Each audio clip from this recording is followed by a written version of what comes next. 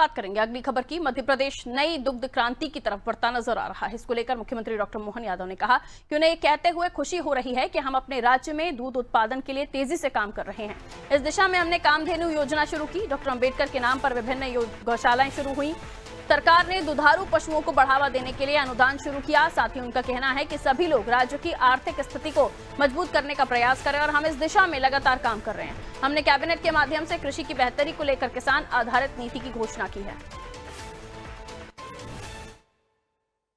मुझे ये कहते हुए भी आनंद है कि हमने अपने राज्य के अंदर दूध उत्पादन को लेकर जो काम कर रहे हैं और ख़ास करके हर गांव, गली, मोहल्ले स्थानों पर दूध के उत्पादन को बढ़ावा देते हुए भगवान कृष्ण के काल को पुनर्स्थापित करने के लिए हम लोग काम कर रहे हैं।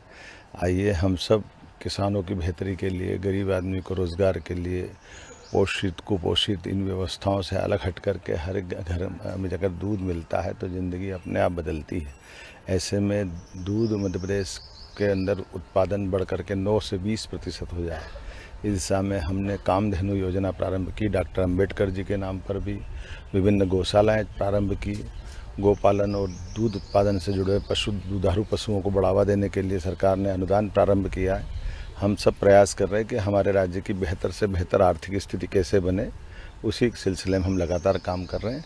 कल ही मध्य प्रदेश सरकार की कैबिनेट से हमने कृषि खासकर किसान आधारित नीति का अनाउंसमेंट किया है। हमने ये चारों चैप्टर एक तरह से यशस्वी प्रधानमंत्री की भावना के अनुसार पुनर्स्थापित करने का प्रयास किया। किसानों की आय बढ़ाने के लिए पशुपालन, कृषि उत्पादन, कृषि के प्रसंस्करण की इकाइयाँ, औद्योगिक इकाइयाँ, मत्स्य पालन, सभी प्रकार के क्षेत्रों से किसानों की आय कैसे बढ़ सकती है।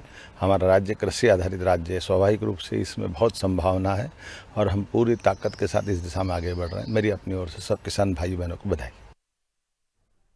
तो देखिए, नई दुग्ध उत्पादन दुग्ध क्रांति जिसको लेकर सरकार के एफर्ट, सरकार की कोशिशें लगातार धरातल पर दिखाई दे रही हैं। कामधेनु योजना और जो गौशालाएं हैं उनका निर्माण, इसके साथ ही देखिए दुधारू पशुओं को बढ़ावा देने के लिए अनुदान भी शुरू किया गया है। आइए इसे और भी समझने की हम कोशिश करते हैं किस तरह से दुग्ध क्रांति लाने की कोशिश राज्य सरकार कर रही है। हमारे ब्यूरो हेड ब्रिजेश चौकसे जी हमारे साथ जुड़ रहे हैं, उनकी तरफ हम रुख करें। ब्रिजेश जी, दुग्ध क्रांति जिसको लाने के लिए लगातार हम देख रहे हैं राज्य सरकार प्रतिबद्धता दिखा रही है और उसको लेकर गौशालाओं की बात की जा रही है, दुधारू पशुओं के लिए अनुदान देने की बात की जा रही है। जाहिर है इन प्रयासों का धरातल पर असर दिखेगा, जिसके बाद न केवल कृषियों को, जो पशुपालक हैं उनको भी फायदा मिलेगा। जी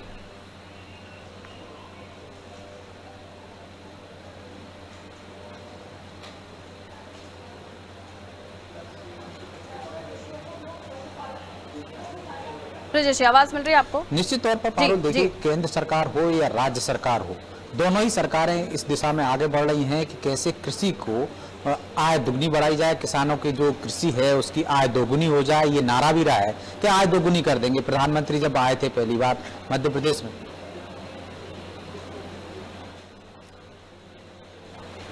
लगातार इसके प्रयासरत हैं सरकारें कि किस तरह से किसानों की आय दोगुनी हो, और उसी दिशा में पशुपालकों के लिए एक योजना लेकर आए हैं। कामधेनु योजना है जो अंबेडकर जी के नाम पर रखी गई है। इसमें 25 गाय है और ले सकता है कोई भी व्यक्ति, एक क्लाटर बना सकता है, क्लस्टर बना सकता है, 25 गायों की इकाई बना सकता है, और जिसमें 42 लाख का कर्ज सरकार देगी। और इसी तरह से हम देखते हैं 25-25 के 4 इकाई बना सकता है कोई भी, और उसके पास 3.5 एकड़ जमीन होना चाहिए। वो जमीन आपके पास संयुक्त रूप से भी हो सकती है, परिवार की जमीन हो सकती है। ये किसानों के लिए, खासकर पशुपालकों के लिए प्राथमिकता है। जो पहले से दूध का धंधा कर रहे हैं उनके लिए प्राथमिकता दी जाएगी, और जिसकी उम्र 21 वर्ष से होगी वो इस योजना का लाभ ले सकेगा। तो मध्य प्रदेश सरकार पशुपालकों की संख्या बढ़ाने के लिए, किसानों की आय दोगुनी करने के लिए इस दिशा में कदम बढ़ा रही, क्योंकि सिर्फ कृषि पर आधारित रहने से कोई भी किसान संपन्न नहीं हो सकता, उसकी आर्थिक स्थिति अच्छी नहीं हो सकती। इसलिए अन्य व्यवसायों की तरफ उसका रुझान बढ़े। वो कृषि के साथ साथ जो छोटे कृषक हैं उसके साथ, किसानी के साथ साथ वो अन्य व्यवसाय कर सके, कृषि से जुड़े, खासकर उसमें पशुपालन भी एक तरह का व्यवसाय है। उसको बढ़ावा देने के लिए सरकार लगातार प्रयासरत है। है और केंद्र सरकार से अभी एमओयू हुआ है, उसके आधार पर आप देखेंगे कि मध्य प्रदेश का जो दुग्ध संघ है, सांची दुग्ध संघ, उसके अमूल्य की तरह उसको बढ़ावा देने के लिए, उसकी एक ख्याति हो पूरे देश में, उसकी सप्लाई अन्य राज्यों में भी हो सके अमूल की तरह, वैस दिशा में कदम बढ़ाने के लिए सरकार प्रयत्नरत है। और हम देख रहे हैं कि लगातार उसके प्रयत्न से हम जहां पर पहले तीसरे स्थान पर थे, वो लगातार हम बढ़ते जा रहे हैं कि ज़्यादा से ज़्यादा दुग्ध उत्पादन करें और पहले स्थान पर आए। अभी उत्तर प्रदेश को ये पहला स्थान मिला हुआ है। बिल्कुल, बहुत शुक्रिया ब्रजेश जी जानकारी के लिए। तो उत्तर प्रदेश को इस मामले में पहला स्थान मिला हुआ है, लेकिन अब मध्य प्रदेश भी अपने कदम आगे बढ़ाता हुआ दूध उत्पादन में किस तरीके से राज्य आगे बढ़े और कृषि को भी, यानी किसान जो कि सिर्फ अपनी फसल की उपज पर डिपेंडेंट नहीं रह सकते हैं, इसलिए एक और कोशिश जिससे कृषि को फायदा हो, किसान को फायदा हो,